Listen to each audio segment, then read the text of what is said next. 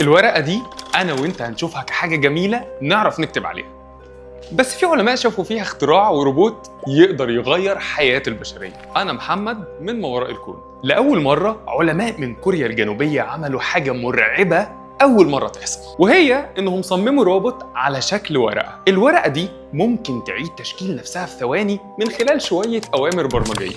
يعني في مرة ممكن تلاقيها كأنها سطح مسطح عادي خالص، وفي مرة تانية ممكن تلاقيها كأنها ورقة حد ماسكها، أو ممكن تبص عليها وتلاقيها بتزحف قدامك عادي خالص. حاجة كده في منتهى الرعب. واللي عملوه ببساطة إن هم اخترعوا مادة رفيعة من البوليمرز، والمادة دي جواها 308 ريزيستر أو مقاومات، والريزيسترز دي بالنسبة لنا هي أهم حاجة حرفيا. وده لأن الورقة دي بتشتغل عن طريق إن هم بيبعتوا كهرباء للريزيستور من الريزيستورات الموجودة، فالريزيستور ده بيسخن الحتة اللي هو موجود فيها، وبالتالي بيخليها تتحرك بالحركة اللي هم عايزينها. وكمان في نفس الوقت الريزيستورز دي بتقيس درجة الحرارة اللي حصلت دلوقتي، وبتبعت فيدباك كل شويه للسيستم، فبتقول للسيستم من الاخر كده هي شايفه ايه.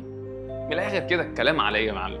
تكنولوجيا عظيمه زي دي لو اتعملت هيبقى ليها تطبيقات كتيره جدا، سواء في حاجات بسيطه زي حياتنا اليوميه، او تطبيقات كبيره زي ان احنا نستخدمها كاداه جراحيه وان نشتغل بيها جوه جسم الانسان، وبالتالي هنغير شكلها على حسب الحاجه عشان تعمل الوظيفه المطلوبه منها.